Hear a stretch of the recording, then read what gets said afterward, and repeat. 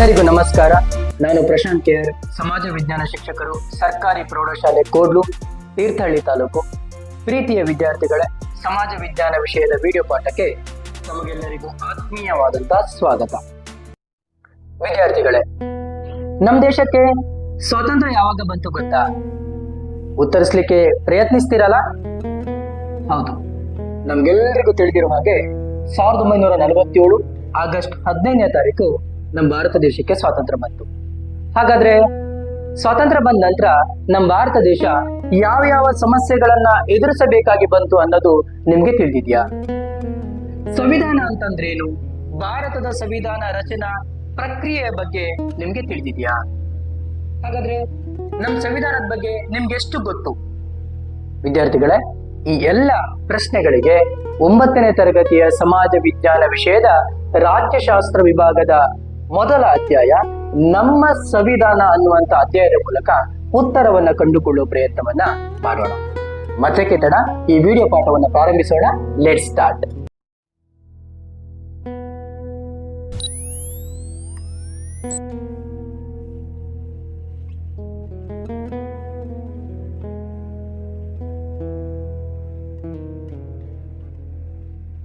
ವಿದ್ಯಾರ್ಥಿಗಳೇ, ಮೊದಲಿಗೆ ಈ ಅಧ್ಯಾಯದಲ್ಲಿ ಕಲಿಯಬೇಕಾಗಿರುವ ಕಲಿಕಾಂಶಗಳ ಬಗ್ಗೆ ತಿಳ್ಕೊಳ್ಳೋಣ.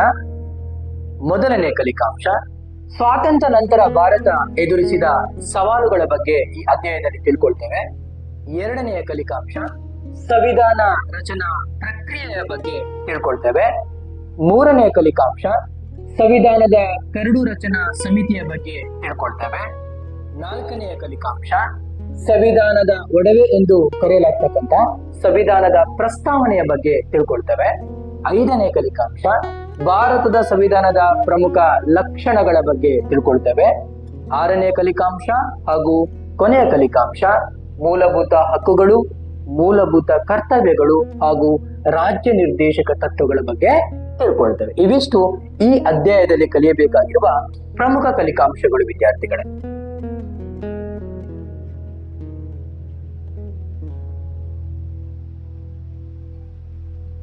ವಿದ್ಯಾರ್ಥಿಗಳ, ಮೊದಲಿಗೆ ಸ್ವಾತಂತ್ರ್ಯ ನಂತರ ಭಾರತ ಎದುರಿಸಿದಂತಹ ಸವಾಲುಗಳ ಬಗ್ಗೆ ಚರ್ಚಿಸೋಣ. ವಿದ್ಯಾರ್ಥಿಗಳೇ, ಈಗ 2024, ನಮಗೆ ಸ್ವಾತಂತ್ರ್ಯ ಬಂದದ್ದು 1947.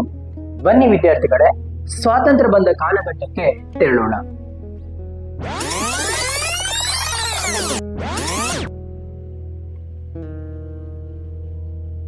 ವಿದ್ಯಾರ್ಥಿಗಳೇ, 1947 ಆಗಸ್ಟ್ 15 ಭಾರತದ ಇತಿಹಾಸದಲ್ಲಿ ಸುವರ್ಣ ಅಕ್ಷರಗಳಲ್ಲಿ ಬರೆದಿಡಬೇಕಾದಂತ ಒಂದು ಐತಿಹಾಸಿಕ ಕ್ಷಣ. ಈ ದಿನ ಭಾರತ ಬ್ರಿಟಿಷರ ದಾಸ್ಯದಿಂದ ಮುಕ್ತರಾಗಿ ಸ್ವಾತಂತ್ರ್ಯವನ್ನ ಪಡೆದಂತಹ ಸುದಿನ. ಈ ಸುದಿನದೊಂದು ದೊರೆತಂತಹ ಸ್ವಾತಂತ್ರ್ಯವನ್ನ ಸಂಭ್ರಮಿಸುವ ಸ್ಥಿತಿಯಲ್ಲಿ ಅಂದು ನಾವಿದ್ದೇವಾ ಅಂತ ಪ್ರಶ್ನೆ ಮಾಡಿಕೊಂಡ್ರೆ ಖಂಡಿತ ಇಲ್ಲ ವಿದ್ಯಾರ್ಥಿಗಳೇ. ನಮ್ಮ ಸಂಭ್ರಮಕ್ಕೆ ಮೂಲವಾಗಿದ್ದು ಭಾರತವನ್ನ ಇನ್ನಿಲ್ಲದಂತೆ ಕಾಡಿದಂತ 10 ಸಮಸ್ಯೆಗಳು.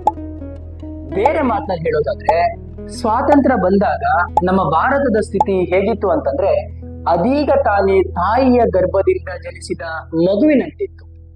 ಹೇಗೆ ಹುಟ್ಟಿದಂತ ಮಗು ಪ್ರತಿಯೊಂದಕ್ಕೂ ತನ್ನ ತಾಯಿಯನ್ನ ಅವಲಂಬಿಸುವಂತೆ, ಭಾರತ ಸಮಸ್ಯೆಗಳ ಸುಳಿಯಿಂದ ಹೊರಗಡೆ ಬರಲಿಕ್ಕೆ ತಮಗೆ ಸ್ವಾತಂತ್ರ್ಯವನ್ನ ನೀಡಿದಂತಹ ಶ್ರೀಮಂತ ದೇಶಗಳನ್ನ ಅವಲಂಬಿಸಬೇಕಾದಂತ ಸ್ಥಿತಿ ಭಾರತಕ್ಕೆ ಬರುತ್ತೆ. ಹಾಗಾದ್ರೆ ಅಂತಹ ಯಾವ ಯಾವ ಗಂಭೀರ ಸಮಸ್ಯೆಗಳನ್ನ ಭಾರತ ಎದುರಿಸಬೇಕಾಗಿ ಬಂತು ಅನ್ನೋದನ್ನ ಒಂದೊಂದಾಗಿ ಚರ್ಚಿಸುತ್ತಾ ಹೋಗೋಣ ವಿದ್ಯಾರ್ಥಿಗಳು.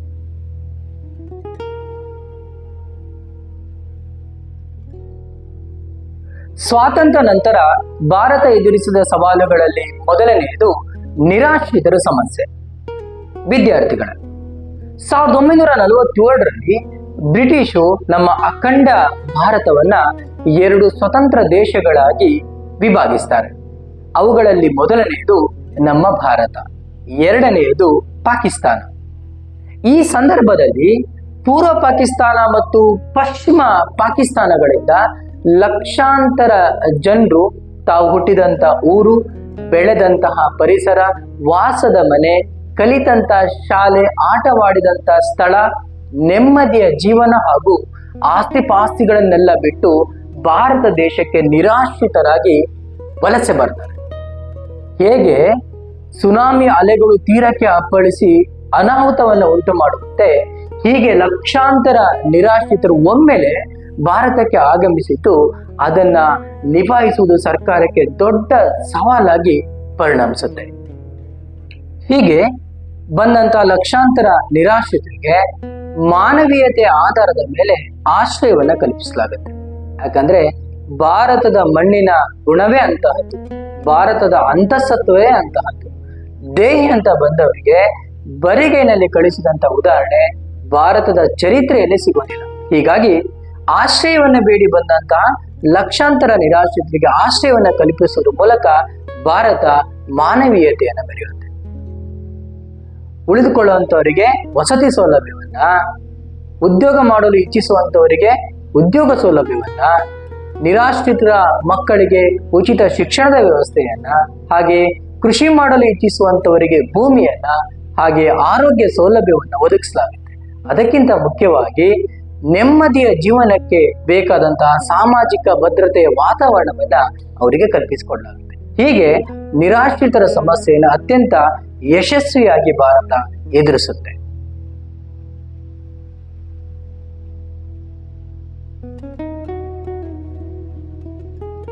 ಸ್ವಾತಂತ್ರ್ಯ ನಂತರ ಭಾರತ ಎದುರಿಸಿದ ಸವಾಲುಗಳಲ್ಲಿ ಮತ್ತೊಂದು ದೇಶೀಯ ಸಂಸ್ಥಾನಗಳ ವಿಲೀನೀಕರಣ ಸಮಸ್ಯೆ. ವಿದ್ಯಾರ್ಥಿಗಳು, ಸ್ವಾತಂತ್ರ್ಯ ಪೂರ್ವದಲ್ಲಿ ಬ್ರಿಟಿಷರು ನಮ್ಮ ಭಾರತವನ್ನ 2 ಭಾಗಗಳಾಗಿ ವಿಂಗಡಿಸಿ ಆಳ್ತಾ ಇದ್ರು. ಅವುಗಳಂತಂದ್ರೆ ಒಂದು ದೇಶೀಯ ಸಂಸ್ಥಾನಗಳು, ಮತ್ತೊಂದು ಬ್ರಿಟಿಷ್ ಪ್ರಾಂತ್ಯಗಳು. ದೇಶೀಯ ಸಂಸ್ಥಾನಗಳಂತಂದ್ರೆ ಏನು? ಇಲ್ಲಿ ನಮ್ಮ ದೇಶದ ರಾಜರುಗಳಿಂದ ಆಳ್ವಿಕೆ ನಡೀತಾ ಇತ್ತು. ಅಂತಹ ರಾಜ್ಯವನ್ನ ದೇಶೀಯ ಸಂಸ್ಥಾನಗಳು ಅಂತೇಳಿ ಕರೀತಾ ಇದ್ರು. ಉದಾಹರಣೆಗೆ ಮೈಸೂರು ರಾಜ್ಯ, ಇಲ್ಲಿ ಒಡೆಯರ್ ಮನೆತನದವರು ಆಳ್ವಿಕೆಯನ್ನ ಮಾಡ್ತಾ ಇದ್ರು. ಇಂತಹ ಒಟ್ಟು 562 ದೇಶೀಯ ಸಂಸ್ಥಾನಗಳು ನಮ್ಮ ಭಾರತದಲ್ಲಿರುತ್ತೆ. ಇವುಗಳ ಮೇಲೆ ಬ್ರಿಟಿಷರು ಪರೋಕ್ಷವಾದ ನಿಯಂತ್ರಣವನ್ನ ಹೊಂದಿರ್ತಾರೆ. ಬ್ರಿಟಿಷ್ ಪ್ರಾಂತ್ಯಗಳು ಅಂತಂದ್ರೆ ಏನು? ಇಲ್ಲಿ ಬ್ರಿಟಿಷರೇ ನೇರವಾದ ಆಳ್ವಿಕೆಯನ್ನ ಮಾಡ್ತಾ ಇರ್ತಕ್ಕಂಥ ಒಂದು ರಾಜ್ಯವಾಗಿರುತ್ತೆ. ಉದಾಹರಣೆಗೆ ಮದ್ರಾಸ್ ಪ್ರಾಂತ್ಯ, ಇಲ್ಲಿ ಬ್ರಿಟಿಷರ ನೇರವಾದ ಆಳ್ವಿಕೆ ಇರುತ್ತೆ. ಬ್ರಿಟಿಷ್ ಪ್ರಾಂತ್ಯಗಳನ್ನ ಭಾರತ ಮತ್ತು ಪಾಕಿಸ್ತಾನದ ನಡುವೆ ಹಂಚಿದಂತ ಬ್ರಿಟಿಷರು 562 ದೇಶೀಯ ಸಂಸ್ಥಾನಗಳ ವಿಚಾರದಲ್ಲಿ ಈ ವಿಧಾನವನ್ನ ಅನುಸರಿಸೋದಿಲ್ಲ. ಬೇರೆ ಮಾತಿನಲ್ಲಿ ಹೇಳೋದಾದ್ರೆ ಈ ಬ್ರಿಟಿಷರು 562 ದೇಶೀಯ ಸಂಸ್ಥಾನಗಳಿಗೆ 3 ಸ್ವಾತಂತ್ರ್ಯವನ್ನ ನೀಡ್ತಾರೆ. ಅವುಗಳಂತಂದ್ರೆ ಮೊದಲನೇದು, ಈ ದೇಶೀಯ ಸಂಸ್ಥಾನಗಳು ಇಚ್ಛಿಸಿದ್ರೆ ಭಾರತವನ್ನ ಸೇರ್ಬಹುದು. ಎರಡನೇ ಸ್ವಾತಂತ್ರ್ಯ ಅಂದ್ರೆ ಈ ದೇಶೀಯ ಸಂಸ್ಥಾನಗಳು ಇಚ್ಛಿಸಿದ್ರೆ ಪಾಕಿಸ್ತಾನವನ್ನ ಸೇರ್ಬಹುದು. ಮೂರನೇ ಸ್ವಾತಂತ್ರ್ಯ ಏನಪ್ಪಾ ಅಂದ್ರೆ ಭಾರತವನ್ನೂ ಸೇರದೆ ಪಾಕಿಸ್ತಾನವನ್ನು ಸೇರದೆ ಈ ದೇಶೀಯ ಸಂಸ್ಥಾನಗಳು ಸ್ವತಂತ್ರವಾಗಿ ಉಳಿಯಬಹುದಾಗಿತ್ತು, ತಮ್ಮದೇ ಆದಂತ ಒಂದು ಸ್ವತಂತ್ರ ದೇಶವನ್ನಾಗಿ ಮಾಡ್ಕೊಳ್ಬಹುದಾಗಿತ್ತು. ಹೀಗೆ ದೇಶೀಯ ಸಂಸ್ಥಾನಗಳಿಗೆ 3 ಸ್ವಾತಂತ್ರ್ಯವನ್ನ ನೀಡಿ ಬ್ರಿಟಿಷರು ಭಾರತವನ್ನು ಬಿಟ್ಟು ಇಂಗ್ಲೆಂಡಿಗೆ ವಾಪಸ್ ಹೋಗ್ತಾರೆ. ಎಂತಹ ಸ್ಥಿತಿ ಭಾರತಕ್ಕೆ ಒದಗಿ ಬರ್ತದೆ ಅಂತಂದ್ರೆ ವಿದ್ಯಾರ್ಥಿಗಳೇ, ಒಂದು ಕ್ಷಣ ಮೈಮರೆದ್ರೆ ಭಾರತ ಚಿತ್ರವಾಗಬಹುದಾಗಿತ್ತು. ಇಂತಹ ಒಂದು ಸಂದಿಗ್ಧ ಪರಿಸ್ಥಿತಿಯಲ್ಲಿ ಭಾರತದ ಪ್ರಪ್ರಥಮ ಗೃಹ ಮಂತ್ರಿಗಳಾಗಿದ್ದಂತಹ ಸರ್ದಾರ್ ವಲ್ಲಭಾಯ್ ಪಟೇಲ್ ಅವರು ಮನವೊಲಿಸುವಿಕೆ ತಂತ್ರ ಮತ್ತು ಕಠಿಣ ನಿರ್ಧಾರಗಳಿಂದ 562 ದೇಶೀಯ ಸಂಸ್ಥಾನಗಳನ್ನ ಭಾರತದ ಒಕ್ಕೂಟದಲ್ಲಿ ಯಶಸ್ವಿಯಾಗಿ ವಿಲೀನಗೊಳಿಸ್ತಾರೆ. ಸರ್ದಾರ್ ವಲ್ಲಭಾಯ್ ಪಟೇಲ್ ಅನ್ನುವಂತ ಒಬ್ಬ ವ್ಯಕ್ತಿ ಸ್ವತಂತ್ರ ಬಂದಂತ ಸಂದರ್ಭದಲ್ಲಿ ಭಾರತದಲ್ಲಿ ಇಲ್ಲದೇ ಇದ್ರೆ ವಿದ್ಯಾರ್ಥಿಗಳ ನೆನ್ಪಿಡ್ಕೊಳ್ಳಿ, ನಾವು ಈಗ ನೋಡುವಂತ ಭಾರತವನ್ನ ಕಾಣ್ಲಿಕ್ಕೆ ಖಂಡಿತ ಸಾಧ್ಯ ಆಗ್ತಾ ಇರಲಿಲ್ಲ. ಆದ್ರಿಂದ ಇಂತಹ ಕಠಿಣ ನಿರ್ಧಾರಗಳಿಂದ, ಮನವೊಲಿಸುವಿಕೆ ತಂತ್ರದಿಂದ 562 ದೇಶೀಯ ಸಂಸ್ಥಾನಗಳನ್ನ ಭಾರತದ ಒಕ್ಕೂಟದಲ್ಲಿ ವಿಲೀನಗೊಳಿಸಿದಂತ ಸರ್ದಾರ್ ವಲ್ಲಭಾಯ್ ಪಟೇಲ್ ಅವರನ್ನ ಭಾರತದ ಉಕ್ಕಿನ ಮನುಷ್ಯ ಅಂತೇಳಿ ಕರೆಯಲಾಗಿದೆ. ಹೀಗೆ ಸಂಸ್ಥಾನಗಳ ವಿಲೀನೀಕರಣ ಸಮಸ್ಯೆಯನ್ನ ಅತ್ಯಂತ ಯಶಸ್ವಿಯಾಗಿ ನಾವು ಎದುರಿಸ್ತೀವಿ.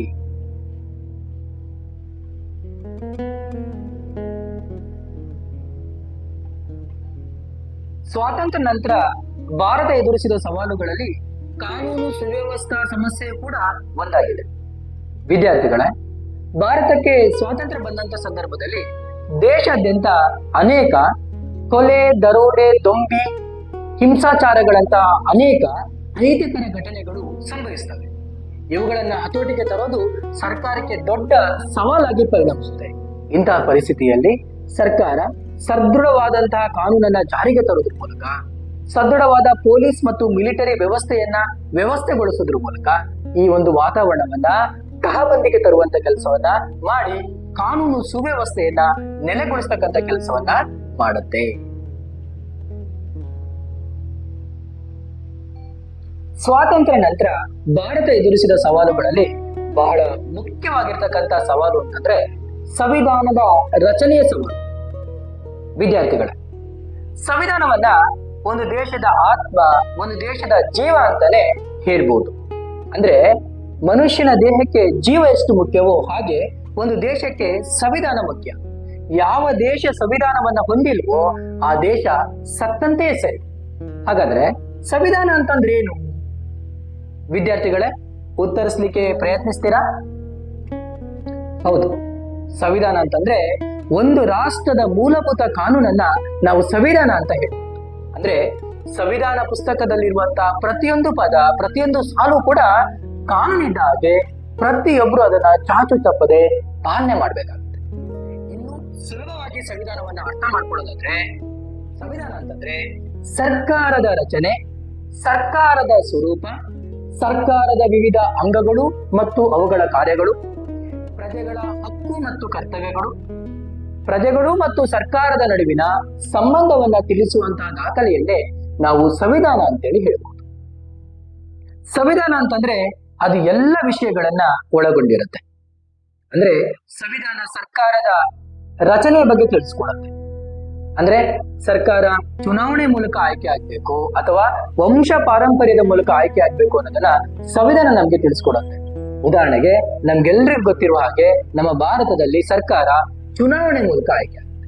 ಹಾಗೇನೆ ಸಂವಿಧಾನ ಸರ್ಕಾರದ ಸ್ವರೂಪದ ಬಗ್ಗೆ ತಿಳಿಸ್ಕೊಡುತ್ತೆ.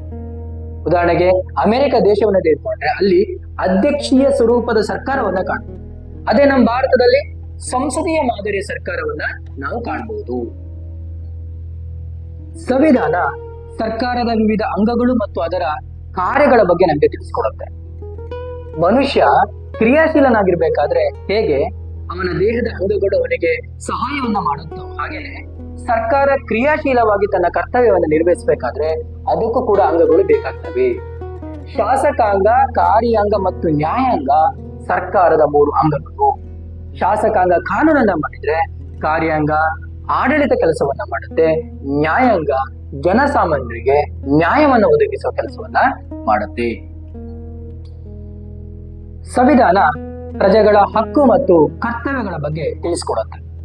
ಹಕ್ಕು ಮತ್ತು ಕರ್ತವ್ಯಗಳನ್ನ ಒಂದೇ ನಾಣ್ಯದ 2 ಮುಖಗಳಿದ್ದಂತೆ ಅಂತೇಳಿ ಕರೀತಾರೆ. ಹಕ್ಕುಗಳು ನಮ್ಮ ವ್ಯಕ್ತಿತ್ವದ ಬೆಳವಣಿಗೆಗೆ ಅವಶ್ಯಕವಾಗಿದ್ರೆ, ಕರ್ತವ್ಯಗಳು ಈ ದೇಶದ ಪ್ರಜೆಗಳಾಗಿ ನಾವು ಕಡ್ಡಾಯವಾಗಿ ಸಲ್ಲಿಸಬೇಕಾದ ಋಣವಾಗಿದೆ. ಸಂವಿಧಾನವು ಸರ್ಕಾರ ಮತ್ತು ಪ್ರಜೆಗಳ ನಡುವೆ ಇರಬೇಕಾದ ಸಂಬಂಧವನ್ನು ಕುರಿತು ತಿಳಿಸಿಕೊಡುತ್ತೆ. ಹೀಗೆ ಒಂದು ಕುಟುಂಬದಲ್ಲಿ ತಂದೆ, ತಾಯಿ ಮತ್ತು ಮಕ್ಕಳ ನಡುವೆ ಅನ್ಯೋನ್ಯ ಬಾಂಧವ್ಯ ಇದ್ರೆ ಆ ಕುಟುಂಬ ದೀರ್ಘಕಾಲ ಬಾಳಿಕೆ ಬರುತ್ತೋ ಹಾಗೇನೆ ಭಾರತ ಸುದೀರ್ಘ ಕಾಲ ಬಾಳ್ಬೇಕಾದ್ರೆ ಅದನ್ನ ಆಳ್ತಕ್ಕಂಥ ಸರ್ಕಾರ ಮತ್ತು ಆಳಿಸಿಕೊಳ್ಳುವಂತ ಪ್ರಜೆಗಳ ನಡುವೆ ಅನ್ಯೋನ್ಯ ಬಾಂಧವ್ಯ ಇರಬೇಕಾಗುತ್ತೆ.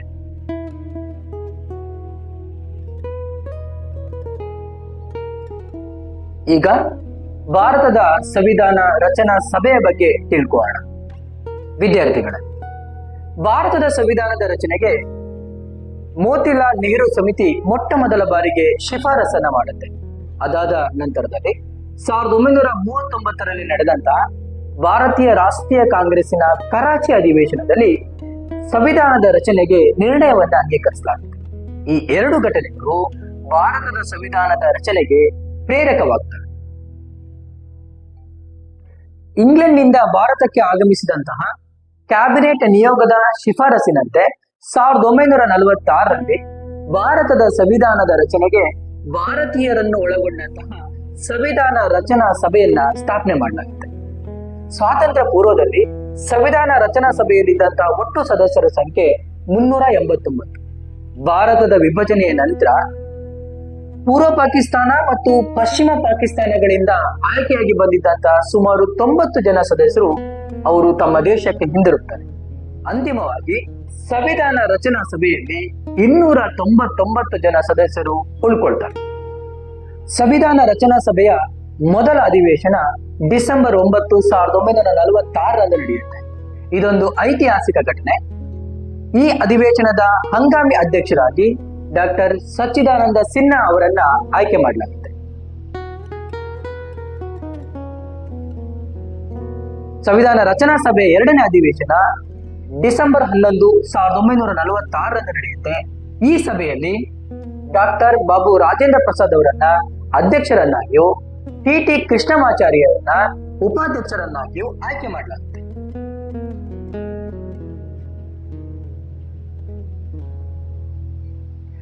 ಭಾರತದ ಸಂವಿಧಾನ ರಚನಾ ಸಭೆಯಲ್ಲಿದ್ದಂತಹ ಪ್ರಮುಖ ನಾಯಕರುಗಳೆಂದರೆ doctor BR Ambedkar,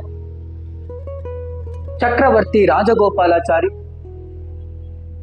Maulana Abdul Kalam Azad, KM Munshi, Jawaharlal Nehru, Sardar Vallabhbhai Patel, Sarojini Naidu, ಸುಜೇತ Kripalani ಮತ್ತು ರಾಜಕುಮಾರಿ ಅಮೃತ್ ಕೌರ್ ಮುಂತಾದವರು.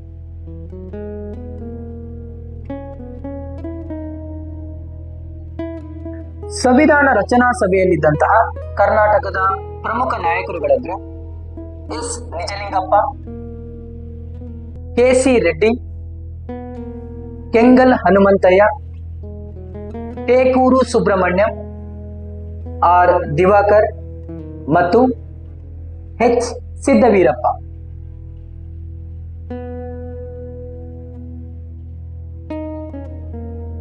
ಭಾರತದ ಸಂವಿಧಾನ ರಚನಾ ಸಮಿತಿಯು ಒಟ್ಟು 22 ಸಮಿತಿಗಳನ್ನ 5 ಉಪಸಮಿತಿಗಳನ್ನ ಒಳಗೊಂಡಿತ್ತು. ಈ ಸಮಿತಿಗಳಲ್ಲಿ ಕರಡು ರಚನಾ ಸಮಿತಿ ಅತಿ ಮುಖ್ಯವಾದ ಸಮಿತಿಯಾಗಿತ್ತು. ಈ ಸಮಿತಿಯನ್ನು ಹೊರತುಪಡಿಸಿ ಉಳಿದಂತ ಎಲ್ಲ ಸಮಿತಿಗಳನ್ನ ಪ್ರಪಂಚದ ವಿವಿಧ ದೇಶಗಳಿಗೆ ಕಳುಹಿಸಿ ಅಲ್ಲಿನ ಸಂವಿಧಾನವನ್ನ ಅಧ್ಯಯನ ಮಾಡಿ ಅದರಲ್ಲಿರುವಂತಹ ಒಳ್ಳೆಯ ಅಂಶಗಳನ್ನ ಸಂಗ್ರಹಿಸುವಂತಹ ಜವಾಬ್ದಾರಿಯನ್ನ ವಹಿಸಲಾಗಿತ್ತು. ಅದರಂತೆ ಈ ಸಮಿತಿಗಳೆಲ್ಲ ಸಂಗ್ರಹಿಸಿದ ವರದಿಯನ್ನ ಕರಡು ರಚನಾ ಸಮಿತಿಗೆ ನೀಡಲಾಯಿತು. ಡಾಕ್ಟರ್ BR ಅಂಬೇಡ್ಕರ್ ಕರಡು ರಚನಾ ಸಮಿತಿಯ ಅಧ್ಯಕ್ಷ ಆಗಿರ್ತಾರೆ. ಡಾಕ್ಟರ್ BR ಅಂಬೇಡ್ಕರ್ ನೇತೃತ್ವದ ಕರಡು ರಚನಾ ಸಮಿತಿಯು ಪ್ರಪಂಚದಲ್ಲಿಯೇ ಅತ್ಯಂತ ಉತ್ಕೃಷ್ಟವಾದಂತಹ ಸಂವಿಧಾನವನ್ನ ರಚನೆ ಮಾಡಿತು. ಆದ್ದರಿಂದ ಡಾಕ್ಟರ್ BR ಅಂಬೇಡ್ಕರ್ ಅವರನ್ನ ಭಾರತದ ಸಂವಿಧಾನದ ಶಿಲ್ಪಿ ಅಂತೇಳಿ ಕರೆಯಲಾಗಿದೆ. ಈ ಸಂದರ್ಭದಲ್ಲಿ ಸರ್ವಜ್ಞನ ವಚನವೊಂದನ್ನ ಉಲ್ಲೇಖಿಸಲಿಕ್ಕೆ ಇಚ್ಛಿಸ್ತೇನೆ. ಸರ್ವಜ್ಞನೆಂಬುವನು ಗರ್ವದಿಂದಾದವನೇ, ಸರ್ವರಳು ಒಂದೊಂದು ನುಡಿ ಕಲಿತು ವಿದ್ಯೆಯ ಪರ್ವತವೇ ಆದ ಸರ್ವಜ್ಞ. ಅಂದ್ರೆ ಸರ್ವರಲ್ಲಿ ಒಂದೊಂದು ಒಳ್ಳೆಯ ಗುಣಗಳನ್ನು ಕಲಿತು ಸರ್ವಜ್ಞ ಅನ್ನುವಂತ ಮಹಾಕವಿ ರೂಪುಕೊಳ್ತಾನೆ. ಹಾಗೆಯೇ ಪ್ರಪಂಚದ ಎಲ್ಲ ದೇಶಗಳ ಸಂವಿಧಾನದ ಒಳ್ಳೊಳ್ಳೆಯ ಅಂಶಗಳನ್ನ ಸಂಗ್ರಹಿಸಿ ಅತ್ಯುತ್ಕೃಷ್ಟವಾದಂತಹ ಭಾರತದ ಸಂವಿಧಾನ ರೂಪುಗೊಳ್ಳುತ್ತೆ. ಆದ್ರಿಂದ ವಿದ್ಯಾರ್ಥಿಗಳೇ, ಪ್ರಪಂಚದಲ್ಲೇನಾದ್ರೂ ಅತ್ಯಂತ ಶ್ರೇಷ್ಠವಾದಂತಹ ಸಂವಿಧಾನ ಒಂದೇನಾದ್ರೂ ಇದೆ ಅಂತಂದ್ರೆ ಅದು ಭಾರತ ದೇಶದ ಸಂವಿಧಾನ. ವಿದ್ಯಾರ್ಥಿಗಳೇ,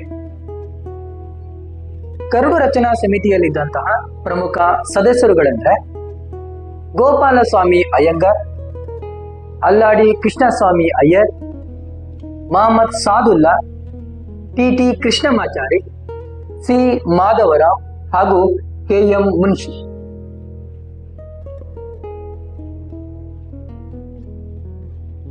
ಸಂವಿಧಾನ ರಚನಾ ಸಭೆಯು ಸಂವಿಧಾನ ರಚನಾ ಕಾರ್ಯವನ್ನ ಪೂರ್ಣಗೊಳಿಸೋದಕ್ಕೆ ಒಟ್ಟು 2 ವರ್ಷ 11 ತಿಂಗಳು 18 ದಿವಸಗಳನ್ನ ತೆಗೆದುಕೊಳ್ಳುತ್ತೆ. ಈ ಅವಧಿಯಲ್ಲಿ ಒಟ್ಟು 145 ಸಭೆಗಳನ್ನ ಅದು ನಡೆಸುತ್ತೆ.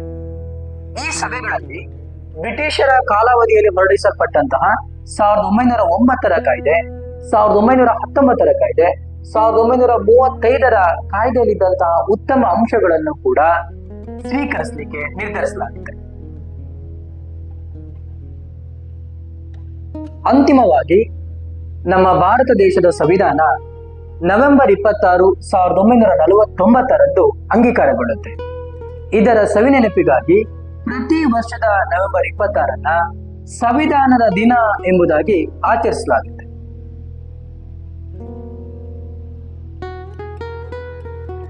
ಹೀಗೆ ಸಂವಿಧಾನ ರಚನಾ ಸಭೆಯಿಂದ ಅಂಗೀಕಾರಗೊಂಡಂತಹ ನಮ್ಮ ಸಂವಿಧಾನ ಜನವರಿ 26, 1950ರಂದು ಅಧಿಕೃತವಾಗಿ ಜಾರಿಗೆ ಬರುತ್ತೆ. ಆ ಮೂಲಕ ನಮ್ಮ ಭಾರತ ದೇಶ ಇಡೀ ಪ್ರಪಂಚದಲ್ಲಿ ಅತ್ಯಂತ ದೊಡ್ಡ ಪ್ರಜಾಪ್ರಭುತ್ವ ಗಣರಾಜ್ಯವಾಗಿ ಹೊರಹೊಮ್ಮುತ್ತೆ. ವಿದ್ಯಾರ್ಥಿಗಳೇ, ಜನವರಿ 26ರಂದೇ ನಮ್ಮ ಸಂವಿಧಾನ ಏಕೆ ಜಾರಿಗೆ ಬಂತು ನಿಮ್ಗೆ ಗೊತ್ತಾ? ಉತ್ತರಿಸ್ಲಿಕ್ಕೆ ಪ್ರಯತ್ನಿಸ್ತೀರಾ?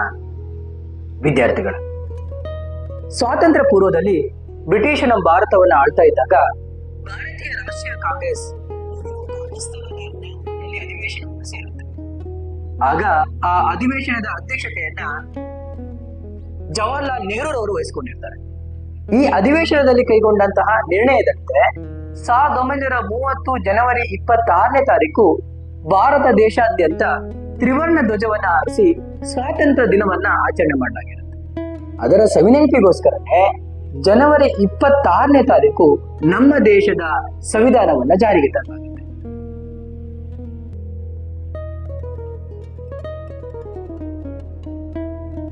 ಇಲ್ಲಿಗೆ ಈ ವಿಡಿಯೋ ಪಾಠವನ್ನ ಮುಗಿಸೋಣ.